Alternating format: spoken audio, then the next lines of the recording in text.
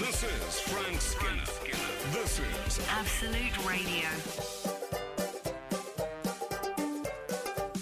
So this is Frank Skinner on Absolute Radio with Emily Dean, and you may have guessed that Steve Hall is with us this morning. Have I got some sort of... Here we go, for Steve Hall.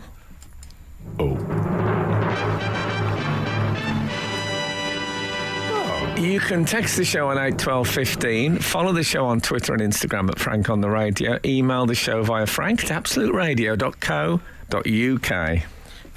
Frank, Steve looked really happy with his music. I tell you what, because Steve, having known me quite a while, was expecting a twist in the tale. I was expecting the final parp of the trumpet to be...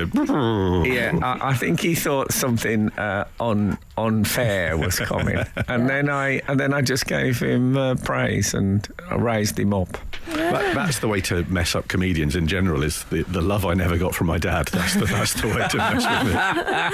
People in general, I find. So, speaking of all things musical, were we? No. I was... You generally are. I heard Thin Lizzy on the radio the other day. You know, the boys are back in town, that song. And it's all about these testosterone-fueled young men returning to the town centre to Birmingham to wreak havoc. If the boys want to fight, are they from Birmingham, the boys are back in town? Well, he's Irish, isn't he? Yeah. There's a big statue of him in Dublin. Yes. And whose daughter did he marry? Leslie Crowther. Yes, fabulous. Look up Leslie Crowther if you don't know him. He was a big entertainment figure and presented Crackerjack. And The Price is Right. And The Price is Right. Come on then. So I was listening to it, and it said, Friday night we'll be dressed to kill down at Dino's Bar and Grill. And I thought, hold it, the boys are back in town. They're going for a sit-down meal. What kind of wildness is that? Grill. We go down at Dino's Bar and Grill. That's fantastic. Well, I'm going plant-based. I think, and if they got it, they might have it, they will. And if the boys have truffle fries, you better let them. That's why Don't go to Dino's Bar and Grill. Go somewhere wild and crazy. Is that why they're back in town? They've learned from their previous mistakes. Yeah. They'd like to apologise for their behaviour the last time they were in town. This time they're lining their stomachs before they go out. And if the boys want to fight, you better... If the boys want a dessert, you better let them. Why do they go to... And if anyone out there knows, because maybe there's some song, maybe it's a place in Dublin where hard men go to eat. On Dino's Bar and Hard Grill. men, but not so hard that they'll drink on an empty stomach. Not those kind of guys. I remember an old guy saying to me once, he got me a pint. He said, "Do you have a pint?" And I said, "I haven't actually eaten anything." So he said, "It's only gluttons what eat and drink." Really? Yeah. Great words of wisdom there on Absolute Radio. Well, also, when they start proceedings off the boys, if I may call them that, Yes. I find they're quite reasonable. They're not aggressive. They say, "Guess who just got back today?" Yeah, exactly. It's quite nice. Start with a game. Yeah, my first is in fish, but not in boat. Who are these boys? Stiltskin. Oh, man. The boys. Where have they been? Guess who just got back today? University. Yeah, I've just got back from uni. Let's go my to God. Dino's. I mean, the whole thing has changed for me. If the boys want to fight, you better let them. They're not going to fight. They're full on. I'm too full on. The boys have had anorexia at. We had a fantastic gap year. Oh, well, there might be a story. You know, people know the stories behind songs. If anyone knows the story of Dino's Bar and Grill and the Oh my boys... God, guess who just got back today? Yeah. Who? Giles! Oh, wow! Will he be at Dino's? Yeah! Anyway. Yes. Frank Skinner on Absolute Radio. Don't forget this morning's texting. When your phone has got no service, how come the clock still works? 8:12:15. We've got Jack Malone and Natasha Hodgson from the West End smash musical Operation Mincemeat as guests today. They're arriving at 10. We've actually got guests. We have guests on this show are as rare as the excrement of the proverbial rocking horse. But we have got them That's today. a nice way to introduce them. Yeah, well, I'm excited they're on. The three of us love the show, so, we really so do. we're Absolutely fantastic. So we're excited. Save it. Save it for No, You were wonderful, darling. Do you know, Frank once said to me, when I said something nice to him, he said off air, he said, what's the point in telling me that off air? What can I do with that? He had a point. Anyway, Save it. I was back at the hardware store this week. You might not be aware of this, Steve, but I went to buy a penknife for my Yes, child. I was listening a couple of weeks ago. God bless you for that. It's all You're getting better at the whittling. Yes, I found a whittled stick that he brought back from camp, which it was pointy. Anyway, I went back this week for other things. My last, I didn't buy anything. So are we last having time. a sequel to the hardware The sequel, store? but this is the happy ending to my dear. disappointing $49.99 Swiss Army knife refusal. So I went back this week and I said to the man, I'm looking for a scrubbing brush. And he said, yes, sir, come with me. And he took me to, when people have those sort of wine cellars and they have little squares with bottles of wine in. There was a squares of about 8 or not 10, and each one had got a scrubbing brush in. And I reached in and took out one of those, spiky old scrub, and it was exactly the same as my mother had when I was a child. I love the idea that I thought, that's it now. We've got it right. The scrubbing, no more meetings, guys. Yeah. That's the scrubbing brush. And nothing has changed. You must know comedians like this, Steve. They get 20 minutes and they think that's it. That's perfect. Yeah, I'll stick with that for the rest of my career. But it's exactly the same. Nothing has happened to the scrubbing brush. And has it got a wooden back? Oh, yeah. Oh, A wooden back. I don't even know what the bristles are made of. Like brown, hard, spiky nature. There's none harder. They're made of spiky nature. I've never seen anything harder than that. Oh, man. There's no give, Frank. I carried it back. I went into another shop and I put it on the counter and I said, don't worry, I'm not paying with that. Looked like it was like a bank raid. I said, anyone moves and I'll scrub the skin off them with this baby. So, How much is a scrubbing brush? you know what? It's $3.99. Bargain. Not bad. Yeah, I was pleased with it. What I think about it, though, is I found in my career, I don't know if you guys have found this, that the ascent is the exciting thing, working on it. And when you plant the flag in the top of the mountain, then you think, well, what now? And I bet there's a sad backstory about the designer of the scrubbing brush who got there and then thought, well, now what? What do I do? Yeah. And he was just left. At the end of when was it? Was it 84 was it Germany in 84 when Torvill and Dean danced Ravel's Bolero? Oh, Sarajevo, was it? Was it? And they were absolutely they were perfect. They got loads of perfect scores. They might as well have just when they fall flat on the ice, they might as well have left them there, like the elderly relatives of Inuits. Yeah. They might as well have just left them to die on the ice, because after that, how do you top that? Yeah. And likewise, the scrubbing brush designer. And did he have Ravel's Bolero playing while he was designing it? No, he was on a really rubbishy ITV scrubbing brush show for celebrities years later. Frank Skinner on Absolute Radio. Frank, there's some important TCB that needs to be done. Matt Cutler has been in touch. Yeah. we were talking about the boys being back in town. Yes. And I had a weird feeling there might have been some Birmingham connection. Yes, you said that. Matt has confirmed this. It's not actually Birmingham, but carry on. Phil was born in West Bromwich, like Frank. I he was think- christened in Selly Park and he moved to Dublin young, so maybe it was about Birmingham town centre. How dare you call Birmingham a town? He was born in the same hospital as me, I remember now. Hallam Hospital, as it was called then, where my mum said she lay in bed with the cockroaches dropping off the ceiling onto the beds. Oh, but she might, goodness. you know. Yeah, Paul Cashmore said at Hallam Street Hospital. Oh, Hallam, yeah, I think it's just Hallam Hospital, and now it's I think West Bromwich District. For those of you who are interested in that kind of, no one. And we've So, also had clarity on Dino's as well. Oh yeah, We have.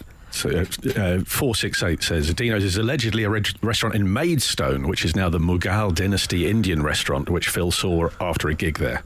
oh, okay.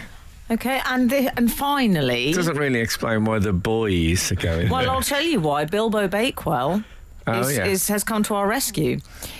It was revealed that Dino's Bar and Grill was modelled on Dean Martin's restaurant at Oh. 77 Sunset Strip, Los Angeles. I expect it was very similar. Yes. Yeah. Yeah, still, nevertheless, it doesn't seem a place where the boys... Yeah. You could see why you might want to go, you The know. rat pack in Maidstone may be an actual pack of rats. You can never be too sure. I can't believe you said that about Maidstone. Yeah. I'm having no part of it. Can I tell Have you we had an answer of why my clock still works when my phone has got no service? No, but there's something I want to share with you. Go on. I thought of you when sometimes I'll think of you, Frank. I think, I must discuss this with Frank. He'll understand. I don't want to put pressure on you. You might think this is completely unreasonable. We'll see. One thing I struggle with in this lovely weather we're having, and I didn't realise I had such a problem with it until I came across this phenomenon yesterday. First sighting of the season, babies in sunglasses. Oh. It makes absolutely ill. I cannot bear it. It feels unnatural. It's sleazy. Well, I think you could argue it is unnatural. They're lovely things. And to put these sunglasses on them, I saw one yesterday, it looked like Kurt Cobain. This is in real life. I sort of associate it with the world of novelty postcards. No, people put sunglasses on babies. What do you two think? Well, first of all, can we clear up this? Remember, this is 2023, so we have to say, of course, there will be some babies who need to wear sunglasses, blah, blah, Yeah. blah. And we have full respect for them and their parents. As for the others, I think there is a thing of children I'm talking about as fashion glasses. children as comedy accessories. Yeah. You get. I think I would associate it with those bumpers that people send in for Britain's Got Talent and stuff. So that often there'll be a child then in sunglasses. Fashion wear in general. I sometimes is struggle this- with high fashion. Is this in the climes that you live? Is this in a sort of Oh, okay. slightly more bohemian circle? Have you moved to the Bahamas? No, as Frank says, functional glasses, absolutely. I'm talking about overtly fashion statement glasses, Yeah. like the Kurt Cobains I saw yesterday. What about It's the cruel. ones that are actually drinking straws that fold up round and they go into a cup at one end and into the mouth? Or at the the ones other? that say 2023. I don't think- I won't be having those. I don't think you can get the drinking straw ones on the NHS. But I saw another pair which looked a bit Gary Oldman Dracula. They had a fashion bent. I have to say, my son has taken to wearing sunglasses. He's 11. He was 11 That's this okay, week, and yeah. he looks like Ian Hunter from What the Who. I mean, he really does. It's. Oh, by the way, some of you will remember last year, my partner Kath painted a birthday cake with Alice Cooper on it. And this year she did another one. So I think I might post a picture of that. Frank Skinner on Absolute Radio. So yes, so I put a picture of the cake decorated by my partner up. It's a kiss cake My son is obsessed with the band Kiss. I'm gonna rock and roll all night. And he also got, now here's the thing, he got some Kiss, what we used to call basketball boots, but you know, the sort of high canvas trainer. High tops. Yes, but canvas, you know what I mean? Like, They're still high tops. yeah, do they not call them basketball boots anymore? No. Okay. Anyway. I think best to be honest. Anyway, he got a pair of those with Kiss on them. Oh. Now, I was thinking... Customs. I was thinking, have I ever had shoes with a picture of something or someone on it? And I had some Basquiat trainers. You know Basquiat, the artist. American artist, yeah. I didn't know who he was. I just saw these trainers and I really liked them. I thought they were Corpse Bride merchandise because they had these sort of scars on the side. So I bought them. I can't remember what they were. I loved them, and I wore them literally until one of the soles dropped off. One of them. What era were you wearing these? Oh, 90s, mate. Yeah, into 2000s. And anyway, I looked them up. I thought I wouldn't mind getting another pair. So I looked up and I found a pair on the internet, $475. So Yeah, it's either that or the penknife. yeah, exactly. But if anyone's listening ever worn or had got shoes with a picture of someone, I'd like, because I think that's Do you mean real. custom kicks you're talking about? Well, I think whatever, because I think if even the biggest stars, you're going some to get on a pair of shoes, I think. Yeah. It's not regular merch. It's a bit like your point about fancy dress, Emily. The neglected thing is always the footwear.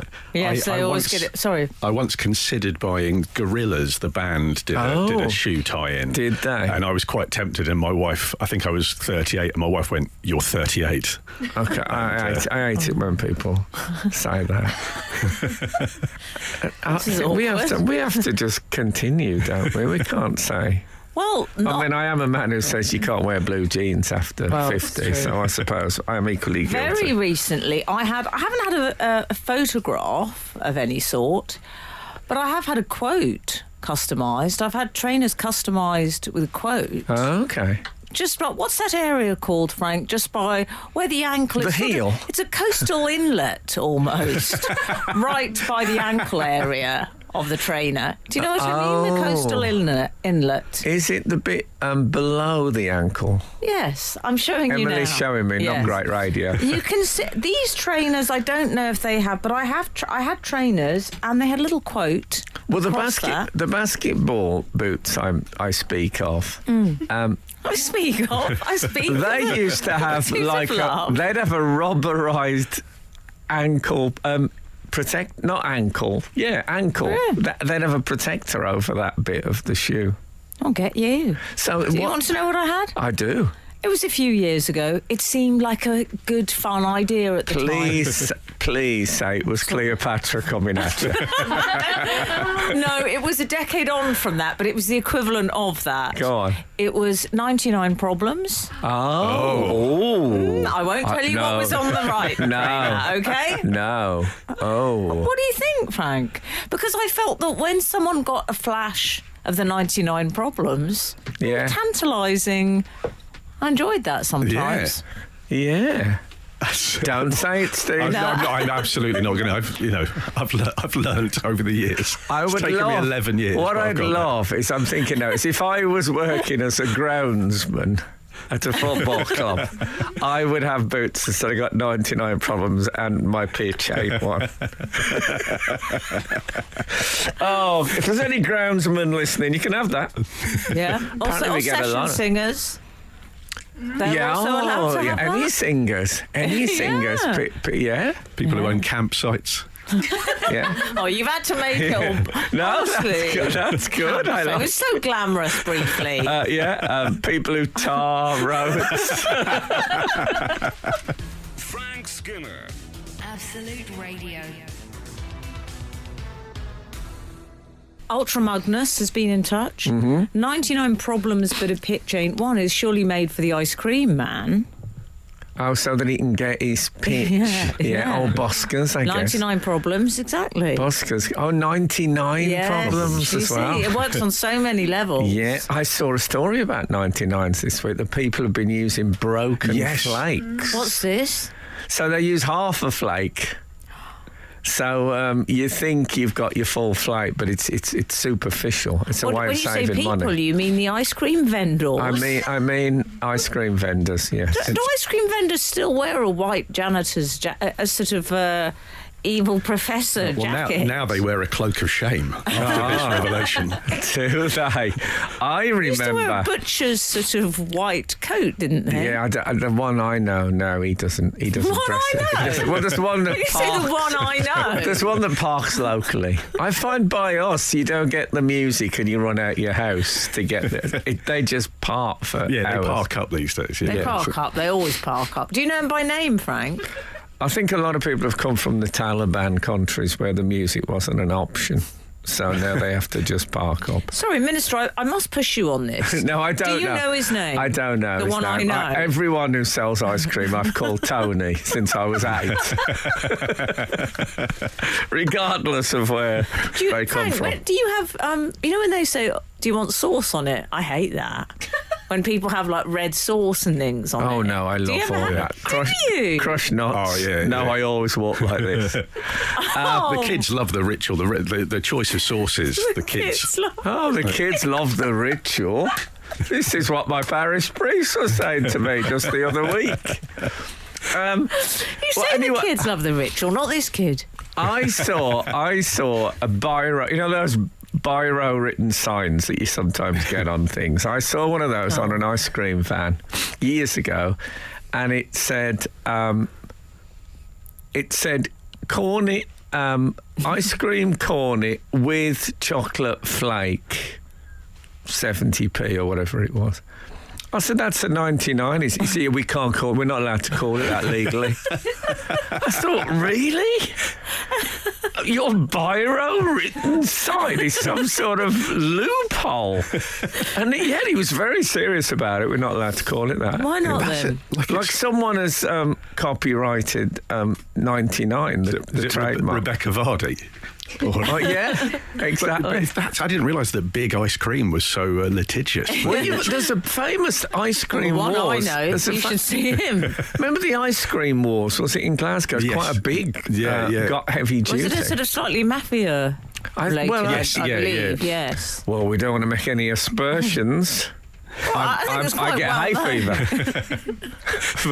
I can't have aspersions in the studio. Yes, it was. I think it got. Did it get a bit dark? A bit like the Elvis wars in Streatham, when there was 2 restaurants that both had an Elvis impersonator, and I think then things got heavy. Oh dear. Any other wars, non-military wars you can think of?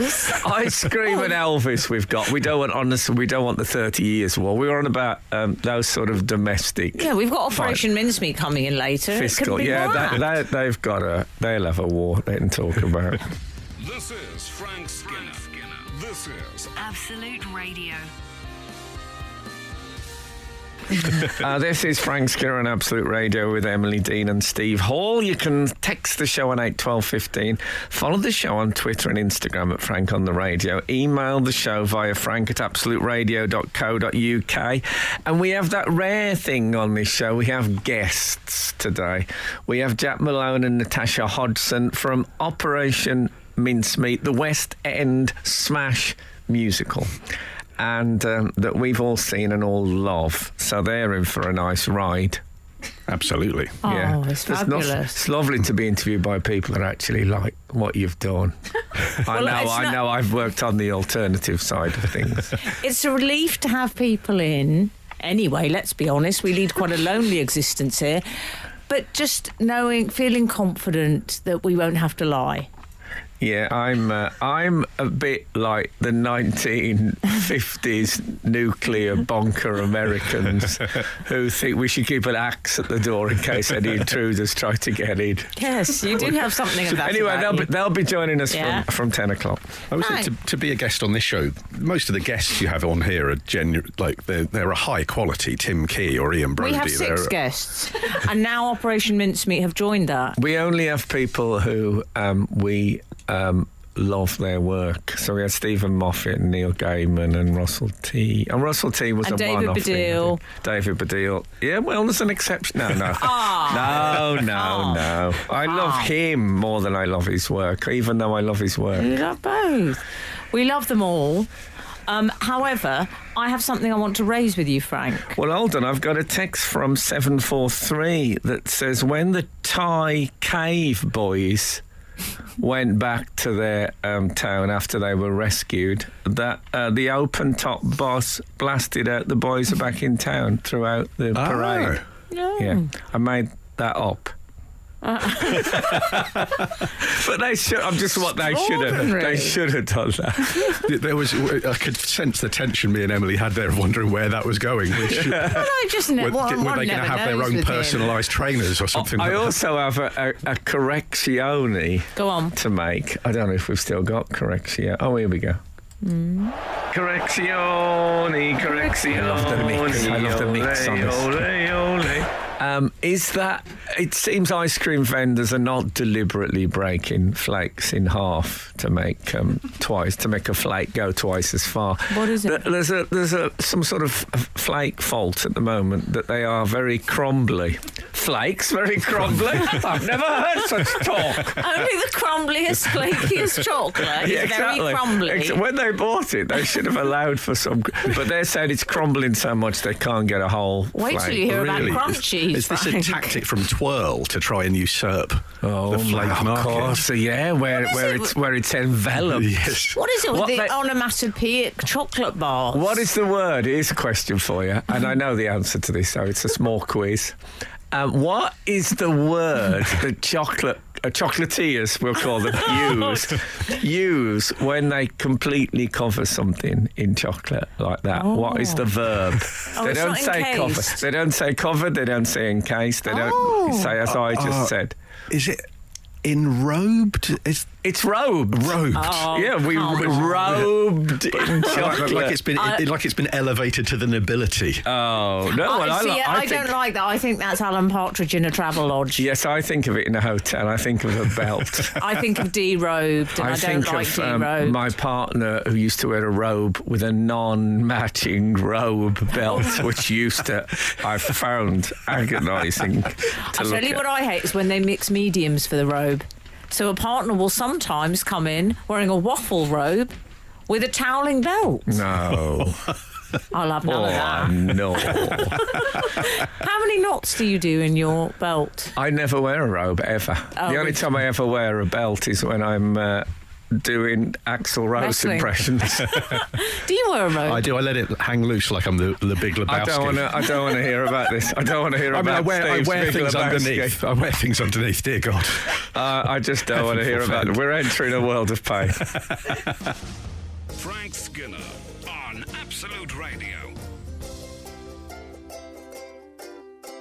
There was a story, wasn't there, this Yes. week? There's been all sorts going on. There was a story that I noticed particularly about 2 young Australian Sheilas. I still call them Sheilas, mate. Sorry about that. Flyman mongrel. There was a story about 2 ladies, diddly-diddy. Diddly-diddy. 2 ladies. They like it. And they had an issue with what I imagine they would call excess bago. Yes. I've never really been very aware of excess baggage. I pack so light. Do you? No one. I've never checked excess baggage or anything. No one's ever questioned it. God, I what really go with the minimum. what a stress-free life you lead. Yes. I mean, every time I do not pack light. May not surprise you. Oh, okay. I went to Birmingham once. Oh, come off it. One of the members of this team was shocked because we were there for a night, I think, and I had 3 pairs of shoes and I think 3 foundation brushes. You never know what's going to happen on Broad Street. Well, 3 foundation brushes are not going to weigh that much. But these girls, I'm going to call them girls because they were 19. They were students. I'm old enough to call them girls. I call them girls with full respect. So they went away for a weekend, and still couldn't make the weight. They went from. Well, they were returning from Melbourne to Adelaide. Right. And I've seen an interview where they'd basically gone a bit. Adventurous. They got excited and did too much shopping in Melbourne. So they shopped, of course, when you're in Melbourne. Well, if you live in Adelaide, I did the Adelaide Festival, and it's apart from being in the actual Wild West of America, it's the most like the Wild West I've known a town. Anyway, I wonder what happened to the Goat Prince when I was there. It was organised by a guy called the Goat Prince, and his dad was the Goat King. And it would follow. Yeah, he'd made his money by I think Angora goats or something like that. He'd import. It was when the Chartouche and he was the goat millionaire. He was the goat of goats. Yeah, he was. So I wonder if the Goat Prince is still operational. If anyone's listening from Adelaide. Go to bed. My if wife the Goat Prince is listening, call me. If the goat, he was a handsome boy, the Goat Prince. Was he? Apart from the horns. Anyway, my wife was actually born in Adelaide, and then they made it to Melbourne when she was a kid. So, which was an unintentional follow-on from the goat there, using the word kid. But I see. But yeah, my wife's gone to Indonesia. Jakarta. No, she went on an aeroplane. Now then. Okay. So these young women couldn't make the 7 kilogram limit. Hand luggage allowance, that is. That's for your carry-on, Frank. I've got to tell you this. It still means nothing to me. 7 kilograms could be Steve Hall's weight, or it could be the weight of a penguin biscuit. Really? I have no idea. What they should do for the elderly like myself, whenever they put any of those measures, the metric measures, they should have an animal in brackets after it. So let's say if a tapir weighs roughly about 7 kilogram, then they should say the 7 kilogram brackets tapir weight allowance, and then that would help people like me. How much does Frank weigh in kilograms, would you say? Well, I weigh. I'm a little bit overweight. What animal do I weigh? Yeah. Well, it'd have to be a rare animal. I'm going to say a unicorn. No. Just in honour of. No, he's not as big as a unicorn. No, I have got a growth on my forehead, which I've been picking at, which has worried me. I've got a growth. This is another thing when you get older. Lumps come up. Where have they been? Where have they been, those lumps? What took you so long? Just sitting around waiting till I didn't care. I remember it's in one of your books you talk about your ganglion. Yes, but I mean... Yeah, but he doesn't do the blue stuff anymore. No, exactly. Frank Skinner on Absolute Radio. So we were discussing these Australian teenagers. We should explain really what they did. Yes. In order to beat the weight allowance. Yeah. They... of 7 kilograms. Yeah, they basically put all the clothes in their bags on themselves. So I think there was a list. One of them had like 4 pairs of trousers on, and they wore their entire collection. Yes. Yeah. And one of them managed to get on 15 separate garments. One of them put an iPad down the front of her trousers. Absolute Radio does not endorse or recommend that. No, I think it probably generates a killer ray, doesn't it? Like the microwaves. Yeah. Well, it was amazing, the pictures they put that went viral. She looked a bit like David Byrne in the Stop Making Sense video, yes. but on a sort of more on a smart casual. Yeah. Well, I remember seeing what I might call, it was something like an angler's gilet, and it was a thing that was sold as a travel waistcoat, as we used to call them. And it had multiple pockets like the Angler likes, but at the back it had one enormous zip pocket for the laptop. So it was encouraged and sold as that, as a travel waistcoat. Waistcoat. Yeah.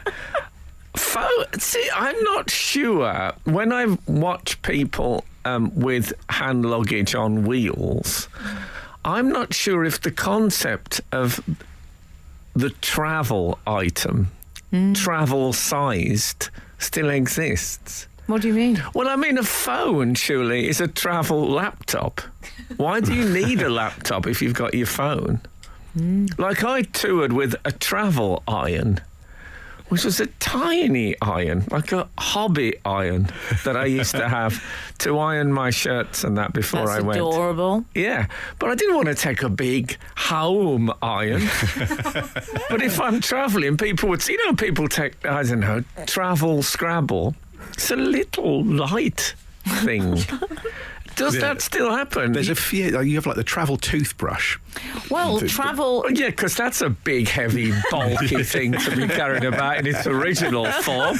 I can't get this monster in my All luggage. the travel toothbrush is they provide you with a little cocoon. They do.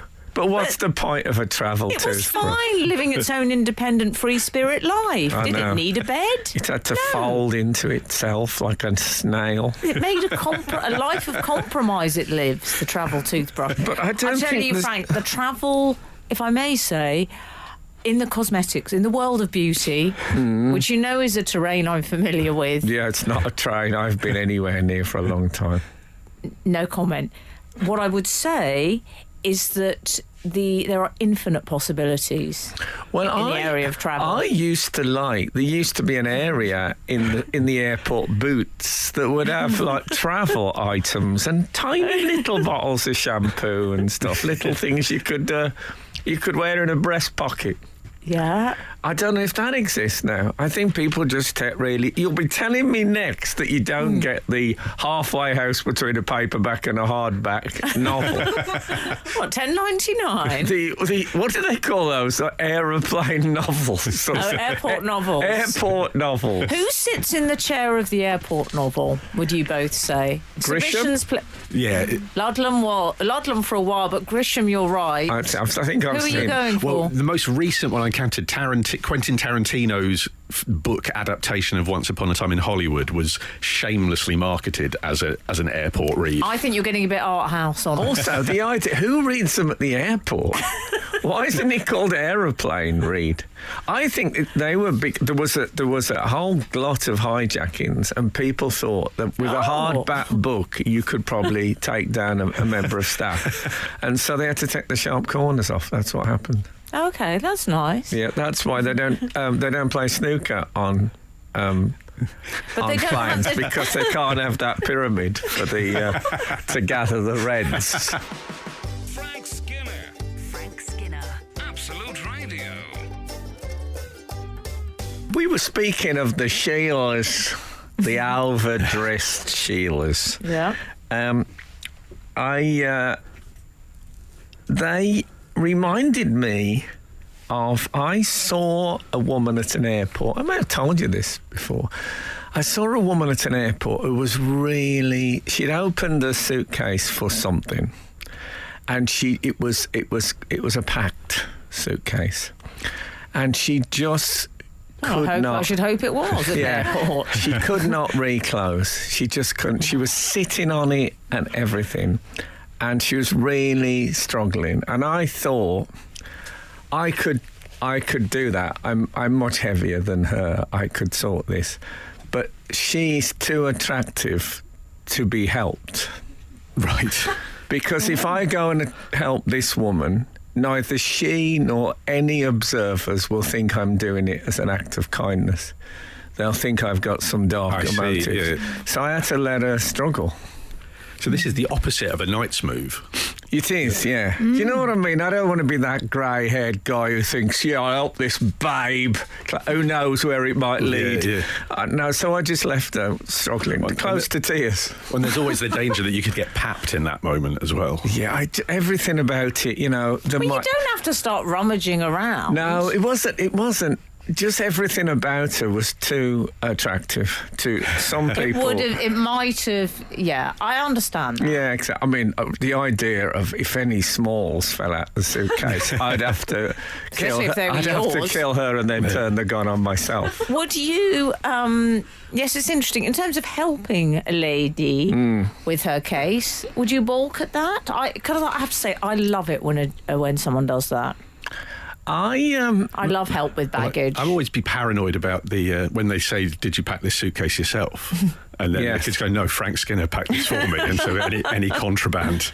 Yeah, but no, I think Emily's talking about carrying. Yeah. There's a famous. I'm not saying, oh dear, you appear to have some Dalek with William Hartnell's face on it. Do you remember that Alec Guinness story that a man saw Alec Guinness at a airport railway station, went, "Oh man, Alec Guinness, you're a genius, I absolutely love your stuff, can I have your autograph?" And he said, "If you help me with my luggage to the train." "Yes, you can." And the bloke said, "Yeah, fine." So he got his autograph. The bloke went on about, he loved him in Star Wars, and he loved him all through the movies, and then he left and he forgot to help him with his suitcase. So he was just stood there. Poor Alec Guinness. This is what I did like about travelling with the world's strongest men. Because there's none of these complexities or niceties or concerns. They just pick up the cases. But they also, understand that's the contract. That's who you want to be travelling with if you can't reclose your suitcase. Frank, one of them picked up they just pick up your cases. Well, they for picked you. up you. I've seen the photograph of you raised in the air by them. I feel one of them, I don't know this, I think even Phil Pfister might have winced slightly when he picked up my case. Really? And the guy was about to pull a plane that afternoon. Would they make that one of the events? Instead of lifting those massive Viking stones, they'd lift different luggage of different sizes? My cosmetics case. Well, when the shot of them lifting Emily, they were so casual about lifting We might a have fully to grown reshare. woman. I think it's time. It looked like they were looking for something and they thought she might be standing on it, so they just lifted her up out the way casually. Frank Skinner on Absolute Radio. We were discussing personalised trainers and sneakers earlier. Yeah, I mean, my son's Kiss trainers, they were bought, you can buy them with the band on. Someone didn't customise them for him. Kiss like money. And so you can get Kiss almost everything. As you said, you can see on that picture we posted, you can get Kiss like birthday stuff to stick in your cake and a thing on the wall that says "Happy Kiss Birthday." they are up for it. We've had 577 said that I have a pair of Converse trainers with a motif of The Who on the side of one and a drawing of Pete Townsend on the other. I bought them in London when I was 48 years old. Really? I think that's fine. But what age was Daltrey on the... What about when I interviewed Daltrey and asked him about his trout farm? What did he say? He said the trouble is it's very the way the whole trout business is treated in this, and did a little fabulous speech, an insider's speech on why breeding trout isn't the government made it so difficult. Who expected that in the Daltrey interview? Yeah. And at the end of it, he swung a fishing rod round, but just by the twine. People try to... Twine's still a word that people use for fishing line. People try to put them down. They do, yeah. I won't have it, the trout farmers. Was that quite... Because I love Daltrey. Oh, I was there, Live Aid with the shirt and all sorts. What I will say... Is trout farming, it feels like it was from a certain era, that's what you did in retirement. Well, rock stars started to get country estates. There's a famous story about, I can't remember which rock star it was, but he bought a place with this sort of Tudor oak panelling. He had all that ripped out. Sorry. But anyway, used to get features in the NME or Melody Maker or Sounds. These was the 3 music magazines I had every week. Music newspapers, really. And you would get Squire Daltrey, as he was called, and it would have him in a tweed jacket and Wellingtons, and a cat, walking next to his trout waters. And you had to have a Swedish cabin crew wife. An air hostess, as they called it back then. And then also... Called Ingrid. There's a certain end of the rock market where you had to have a house that Alistair Crowley had formerly owned. Someone needed to have worshipped the devil in there at some point. Yeah. In Isn't the one that Jimmy Page owned? Jimmy Page. Don't mention that house. It's been the source of there's been a lot of problems. Is that the house that... That's the house. That Robbie Williams... There's been a huge fallout. That was a war. That was one of the wars. That was a big war, yes. Yeah. Pop versus rock, that war was, where Jimmy Page said that Robbie Williams was making too much noise with his building work. Well, no, he was preempting the noise and he wouldn't tolerate it even before he'd heard it. So what's happened now, yes, I know a lot about this, they've had to come to a compromise where the basement or whatever has to be dug out, essentially using a travel toothbrush. Oh, I see. It has to be tools that will not make noise to upset Jimmy Page. It's interesting that the lead guitarist from Led Zeppelin is averse to loud noise. Misophonia. I suppose he's just had enough of it over the years. Yeah, we all reached that point. Jack Tar... He can turn, Jimmy Page. Thanks for getting that, Steve. Well done, Steve. Go on. I was just going to say, Jack Tar says, the boys are back in town. One theory says the song is about the Quality Street gang, who are apparently not as fun as their name implies they should have been. Oh, okay. I thought that was... Remember the chocolate family that used to be on... sponsoring Coronation Street. Oh, and they were all little chocolate people. It was all lovely, and then you eat them. Frank Skinner on Absolute Radio. Okay, this is Frank Skinner on Absolute Radio with Emily Dean, and Steve Hall is sitting in today. What a joy it always is to have Steve. You can text the show on 81215, follow the show on Twitter and Instagram at Frank on the Radio, and email the show via frank@absoluteradio.co.uk. It's one of those weeks we've got guests. I know it doesn't happen very often, but several months ago, I can't remember how long ago, I went to Southwark Playhouse, and I spoke about this on the show, to see a musical which someone had told me was good, called Operation Mincemeat, and by golly, it was wonderful. And now we have 2 of the stars of that show sitting here today. We've got Jack Malone and Natasha Hodgson. Now, if this was Steve Wright in the afternoon, we'd go, "Wee!" And then you guys would thicken it like adding stock. But for now, it's great to see you, although... It's always a worry if you've seen people in character and you meet them for the first time out of character. We're not very interesting out of character, unfortunately. Would you like me to be the character? This is a big mistake. Well, we'll give it a couple of links, and then maybe you can just swirl into it. Sure. Frank likes to start by making it quite awkward. Yeah, No. Yes, you are amongst friends here because we've all seen it, and I'm not exaggerating. It's honestly one, and I've been to the theatre a lot. I'm old. I've seen a lot You've been of to the amphitheatre. Yeah. I've seen a lot of act. I went to some of the competitions in ancient Greek. The frogs, you were a huge fan of. I remember when Aeschylus came second. Anyway, it's honestly one of the best things I've ever seen, and is life-affirming and joyous, and thank you.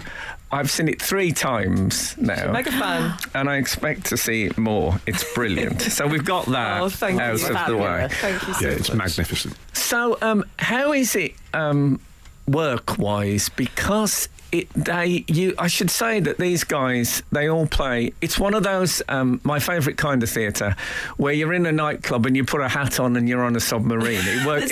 Kind of I love that kind of theatre. Is it? I mean, you both look young and strong. God bless wow. you. Thank you. Yeah. It's a lot of makeup. Yeah. Potions. But how is it with the actual strenuousness of It's it? It's a pretty crazy ride, isn't it? It's one of those shows where, because there's only 5 of us in it, and as you say, it's a lot of hat work, sort of deep hat work. Come from the hat school of acting, really. And you sort of, the show begins, and you kind of go, okay, and then a mad whirlwind of noise and sort of sweat and other people's limbs sort of happen to you in whatever capacity you can imagine, and then before you know it, it's finished, and hopefully people are clapping. But it's very physical and pretty strenuous, but incredibly fun. I've never not done the show, and at the end of it thought, somehow I've done it. I'm never like, I did it because of this, and this. It's always a little bit of magic at the end. I'm like, wow, I kind of finished it there. That's I don't know how we did that. And then on the you've got two-show days, and 2 today, yeah. Yeah, 2 today. Yeah, at the end of the first one, the matinee days, you think to yourself, well, it's just simply someone's going to have to ring the police and say it can't be done. But no one does, and we do it again, and somehow, you finish the second show thinking, it was all right in the end, wasn't it? Could do another one, really. For midnight show. For those who don't know, could you, between you, give a brief resume of what Operation Mincemeat is about? Absolutely. So it's a World War II spy story based on a true story about a crazy MI5 mission that took place during the mid World War II. So the picture the scene, as my character likes to say quite a lot. It's 1943. The Allies are losing the war. Hitler's men have taken mainland Europe, and the only way we can get back in is via the islands to the south of the mainland. So we want to invade Sicily, but unfortunately Hitler knows that, and he's put all his best guys on Sicily. So the MI5's job is to kind of bring his what Churchill called his corkscrew thinkers to come up with crazy plans to try and make the Germans move their troops over to somewhere else, such as Sardinia. And they came up a small group, including Ian Fleming of James Bond fame, and the sort of heroes of our story, came up with an idea to dress a corpse as a. Well, maybe don't tell us the idea. Okay. So that's the what happens then. So it's yes. So I have to say, and don't take this the wrong way, but if I'd known it was a World War II military thing when I first saw it, I might not have gone. No, it's dreadful, isn't it? I went as a completely blank page. I had no idea what it could have been about. The meat industry, for all I knew. You weren't familiar with the film? The film wasn't out when I first saw it. Oh, he was early doors. When I came across the story, it was such a crazy, amazing story. The only downside I could see was that it was set in World War II. And I texted the other guys who I wrote it with going, I'm so sorry, guys.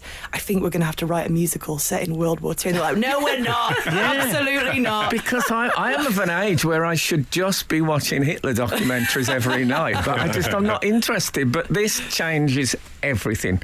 More soon. Frank Skinner on Absolute Radio. Can I say, by the way, I was a bit worried because I saw you at Southwark Playhouse, and then I saw you at Riverside Studios, and then I heard the news that you were moving to the West End, and I thought, oh God, they're going to get a budget, and all the wonderful things that they just make up with hats, they're going to build a submarine.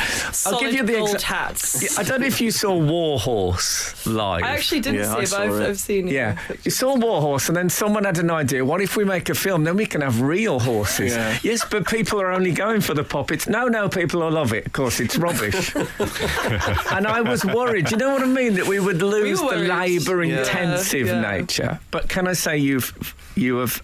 It's great. It works. Thank you. Brilliantly. I hoped that we would lose the labour-intensive nature. We and I got there and they were like, no, here's a box of hats. We're not doing any of that. How nice is the box now? It's a lovely box. So, Jack, are you a sort of an employee in this? That's how I like to refer to it. Yeah. Because there is an entity called Spit Lip. Yes. Which I really want to call Split Lip every time I say it's the biggest mistake we've ever made. We should be called Split Lip because everyone gets it wrong, but it's too late now. Well, I lick my lips every time I read it. You know when you're going to sneeze and you think I might split my lip, so you lick your lips. You ever do that? You're looking at me like no one else does. That doesn't matter. We'll just let that pass. So you, Natasha, you wrote and came up with Yeah, so and all it that? was me, the guy who plays, there's two of the people in it, so David Cumming and Zoe Roberts, who were on stage with me, and then we teamed up with a pal of mine that I was in a band with, Felix Hagen, who's also a composer. So we all wrote it together, the four of us. Okay. And then, Jack, were you a fan of the... Tell us about that. So I was a big fan of these guys. So Tash, Zoe and David were in another company called Kill the Beast that they did these weird horror comedy plays which just spoke to me on such a deep level that I immediately became obsessed with them and made them my entire personality. And he's not stopped. No. So I'm getting edgy, Natasha. I don't know if it's for you. Yeah, I'm cool now. It's been years. I'm really The cool. doors do lock, don't they? So, yeah, it's fine. But yeah, I was just relentlessly a fan of theirs. They knew me from social media, just from popping up constantly. I feel like I have to say, he did make fan art for us, but yeah. it was incredibly good. It was like better than our posters. Oh, I love fan art. Did you ship any of them? No, it didn't quite get to that level. Yeah, I was, Not publicly. At least. What I like is you're basically Frank in terms of being a fan, except he got the part. Yeah, exactly. Your I just audition's tomorrow. remained in the distance. I think I look too much like Churchill nowadays. It's just going to confuse things. So, Jack, you then audition to be in it. I mean, that's like when I was in Doctor Who. It's like, it's sort of exciting but terrifying because you never want to be bad, but you don't want to be bad in something you love is even worse. And it was also the stakes for me were so I was so convinced going in there. I was like, you have to let me play. I am completely what you need. I promise. I know that I am. And getting them to also know that was like, it was such high stakes. I was like, we really need to work together, and you guys have no idea. You think I'm a weird fan, but I'm not. It's true. Yeah. Frank, on the other hand, is weird. Yeah, sure. I'm going through a similar thing with This Morning at the moment. I don't think they really believe me. Frank Skinner. Absolute Radio. Now, I'm with Natasha Hodgson and Jack Malone from Operation Mincemeat. One thing we haven't touched on is that a lot of the time, Jack, you're playing a woman, and most of the time, Natasha, you're playing a man. How did that come about? It's one of those things where we've always sort of we've been making sort of mad comedy together for a long time, me and the other writers, and we always just sort of threw parts to whoever felt like it, whoever had the good voice, who did a funny walk. Like, it was like, oh yeah, you'll play them. So we never sort of saw gender or sex, whatever, as like a particularly interesting thing to kind of stick to. Because like, when you go and see, our plays were about werewolves and tentacles. Kind of, well, if you can get on board with the fact there's a werewolf prowling the streets on this bit of stage, me putting a wig on and saying I'm a man is not particularly, exciting or worrisome. So when we got to this, we just thought we'd carry on with that, really. And also, so that was the first basis. And then when we're doing a story about essentially a load of old Etonians cooking up a plan, for the establishment, to fill it full of men doing exactly that just didn't feel that exciting to us. Whereas if we could kind of flip it a little bit, have women come in and satirise it a little bit, it just seemed a bit more fun. And on the same thing, Jack plays as middle-aged woman Hester, and it's a similar thing. We just thought there's not that many parts for people like us that are like that sort of flip those sort of gender roles on their head, and it's just a bit more fun. I think it's for the audience. I think because the character that you play, Natasha, is not wholly likeable. I agree to disagree. I think when a character is saying, for example, sexist things, but it's played by a woman, it sort of change all sorts of weird dynamics go off, and meaty, isn't it? It makes it more interesting and less unpleasant. Yeah.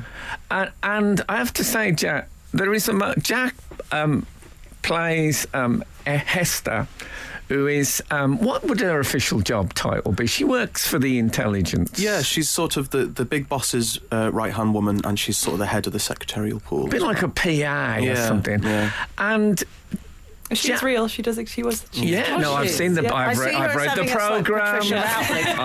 I know she was real. I've seen the pictures. Of course, he's read the programme. But if you stand back, and this is what I mean by a theatre where you don't need loads other than talent to make you believe something, is that I've seen it 3 times now, and Jack does a song in it, and Jack becomes Esther, and let me get this right. There's a slight frill on the shirt cuffs. Yeah, just little sleeves. And a sort of slightly garish pair of spectacles. Yeah. Pearl lanyard. Yeah, glasses With chain, lanyard. yeah. That's it. And every time I see this woman, Hester, do that, so I have cried all 3 times. And I don't mean cry. I mean cried like you're getting shushed by people nearby. And the third time I saw it, which was quite recently, I started crying before it happened. Because I thought, here comes that thing I cry at. It's like Pavlov's dog. You stood in one corner and I thought, oh no, it was And that is what I love about. I totally believe that this is a woman opening her heart on stage. I don't care how I've been made to believe that, but I think that's genius, really. Well done, you. We're loving this, honestly. But no, it was such an important thing that it was the first thing we did in Jack's first day of rehearsal was we made him, because we didn't know what the casting was going to be. We had this team, but it was very fluid and we didn't know. Oh, you didn't know who was playing who? No, by the time he came in, we didn't know. So the first thing he did in the first day of rehearsal was sing Dear Bill. And so, and he didn't know, but the whole casting was based around whether he could pull it off or not. And he sang it. We all cried, and that was it. Well, I cried. Steve. I'm honestly getting a bit frightened. I was crying and I looked at you crying. Steve cried, Frank. Wow. Well, I cry. I cry. I'm a crier. You But softies. oh my God, the third time. I mean, come on. This is Frank Skinner. This is Absolute Radio. One thing I should say about Operation Mincemeat is at the top of the pyramid is a man called John Thoday, who is my manager. And I have never felt more neglected by him than I do since Mincemeat has gone to the West Right. End. Really, that's weird. I see him every day. Yeah, I bet you do. Like that. I never get even a text. Really? I've been forgotten. He's our king, John. Yeah, he's absolutely. No one has believed in this show more than John Thoday. He came and saw it back in 2019. We did it first in a tiny 80-seater, amazing theatre called the New Diorama, who championed new work. And he, because I'm also managed by the same company, and he came and saw it when it was literally just 5 of us and 50p's worth of hats. It was such a tiny little production, and he was the only person in terms of the sort of West Endy world who was like, I think this could be something. So yeah, we do owe a lot to. He'll be loving this. He'll be at home counting up So a friend of his came on his over. calculator. In fact, the choreographer came over to me at the party Oh, Jenny, yeah. and said, John is so happy. He said this is the most exciting thing that's ever happened to him in show business. And I said, thank you very much. I remember when you used to get flowers for the Three Lions I used to get birthday gifts. He bought me a That's all his piano. children The equally. millennium, he bought me an upright piano. A piano? Yeah. Oh, I'm going to have to. Well, he was trying to nudge you into making musicals. So that was the. Yeah, I think he probably That's was. the only Yeah. route Yeah, but in. why did he buy me that World War II British Army uniform? Oh, man. Jack, I want to talk about your bus stop. My bus stop. Have you got a bus stop where buses stop? Haven't you Bus got a stop? bus stop outside your house that stops you from getting into your flat? Yeah. Why'd you know? Because Has it only just occurred to you something of a The mega fans used to This is say the no power. everything. Because I used to live in a house with a bus stop outside. Yeah. So people lean against my front door. People sat on my wall. Yeah. Did they? I didn't like it. But they lean against my front door, and I go over and I have to tell them to move because that's my front door, and I act like it's a big annoyance to me, but secretly I love it. I see them leaning there and I go, this is the one bit of control I have in life because you have to move because I live there. Yeah, but I You're didn't. I moving. would My not. key is in my hand. The key is either going to penetrate you or penetrate that lock. You better get out of If the way. the key still fits after they've been leaning on that lock. Yeah. Do you have a speech prepared when you greet them then? How No, do you... it's all hand gestures. It's all just a little point, little nod, little key in my hand. Let them know. wow. I would Out the way. get. What would you do? I'd get the sort of hat that a bus inspector might. But never say I think that's legal. I went to the home of a well-known, I think I can say this, you won't mind, Holly Walsh. who's presented this show and who's a comedian, right? A very, very funny person indeed. And I went to their house, and that, you know, when you're at a bus stop, and there's those digital things that says when the next bus is coming, like 1682 minutes. Absolutely. They got one of them in their house for the bus stop outside. What? Yeah, so they can be just finishing a cup of tea and say, I'm just going to get the 23 or just arriving, and they go out and get it. Whoa. What a dream. Hey? Which room in their house do they have it? Well, we dined under it. Wow. By the light of the bus stop schedule. I once at the I don't understand. Are they positioned so near the bus stop that it's shining in through their house? No, they have bought one of those message centres from London Transport.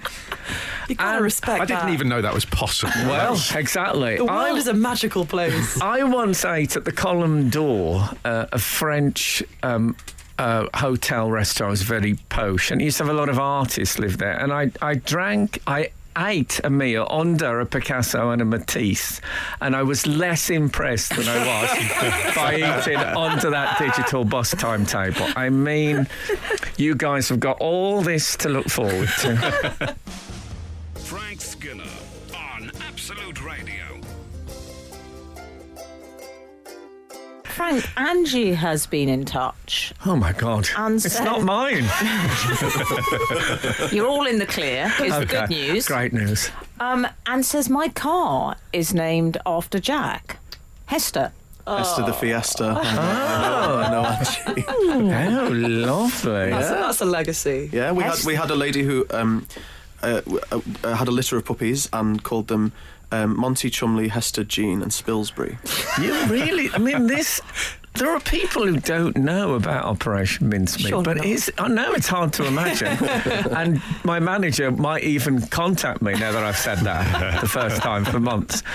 But it's those who know, it's become this. I mean, I do suggest anyone listening to this, even if you don't like musicals, whatever you don't like, you'll like this. That's my prediction. Frank guaranteed to me that I would like it. That's bold. And I So don't bold. offer many guarantees at my age, Yeah. even of waking tomorrow.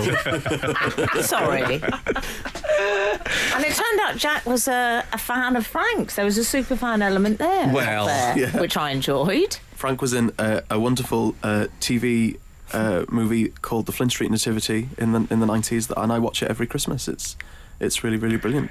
Yes, I play a strange child who's obsessed with football. Yeah, it acts like he's on Match of the Day at all times. Yeah. Like he has two guests next to him. It's very, very funny. Very, very, very funny. Yes. Thank you for that. I can't face it anymore. Oh, well, you know, your young face looking back at you. Anyway, this has gone darker than I I've always planned. thought you'd be very good in musicals. No, you know what? I've turned down musicals. I don't want to poison the well. What if we wrote one for you? Oh, yeah. What would it be? Yeah. Oh, Well, that be- manager's going to be at home. Imagine John Thoday. Yeah. I Put know that this. piano to good use. Yeah, I imagine John Thoday getting the phone call and saying, who? Anyway, yes, look, one of the things I noticed in the souvenir programme Very well was priced. that you were saying if anyone's got any ideas for a musical, let us know. Is that a serious thing? Yeah, it's in there. Ideas for a musical? Let us know. I mean, probably. Yeah, it sounds like kind of thing. Well, we need the next one now, don't we? I interviewed Andrew Lloyd Webber once, and he said that on the show. It's He hard. said, I don't know what we're doing It's hard next. to come up with them. And a woman contacted our office and said, I've written a musical. The songs aren't right, but I've written Woman in White, the Wilkie Collins Victorian detective. And it happened. Yeah, it it did became happen. a musical on the No. strength of that interview. Well, if you've got any good ideas, don't give them to Andrew. Give them to us. Yeah. We, Yeah. we Great need them more than text in he for- does. Don't for let the show. Andrew 8, 12, destroy 15. them. We're going to do Bad Pinocchio. But Pinocchio breaks bad. Yeah, I think Guillermo del Toro might be upset about that. He'll be into it. We'll get him in. Yeah, It's he'll be fine. in it. We'll give him a part. Frank Skinner and Guillermo del Toro. That's a musical. I saw him do a talk recently, and Oh, you fell he out. spent the whole thing about saying it was a very communal enterprise, and everyone involved deserves the awards it gets and all that for the film. And he said, so yes, that's what I think about Guillermo del Toro's Pinocchio. And I thought, well, you didn't have to put your name in it. Guillermo. Anyway, very quickly, can you tell us where it's at and when? We sure can. So it's at the Fortune Theatre in London's lovely West End, and it's playing till the 19th of August. Please do come along. We need you. It's only playing to the 19th of August. It is, yeah. It must be going somewhere bigger. It's going to the O2. I shouldn't say that. Quite right. Oh, So last time you said that, my nan texted me and was like, "What, is it going to the O2?" And I was like, "No, come on." Don't never say never, Jack. No, sorry. I might go again, Frank. Should we go again? Yeah. I'm sure I'll go again. You need to get your crying out. I can't stop. Yeah, can I say I did more laughing than crying? Yeah. And I am walking around the house going, "Some were born to follow, and some were born in Leeds." So, if you're born in Leeds, I'm not saying that's a negative thing. I'm saying you're a positive leader of men and women. It's so hard in the 21st century for an old white guy. Okay, Natasha and Jack, it's been such a joy to have you on. Thank you so much. Thank you. A lot of people in this business never even get a smell of a hit, and you're in the very midst of one. How it is honestly. exciting. We're so grateful. We're so excited. We're so tired. I'm excited, and I'm nothing. All it's lost me is a manager. Steve, it's always great to have Cheers. you on. Lovely. We love you. Obviously, I love you, Emily, but I'm not telling you that every week. Look, if the good Lord spares us and the creeks don't rise, we'll be back again this time next week. Now, get out. This is Frank Skinner. This is Absolute Radio.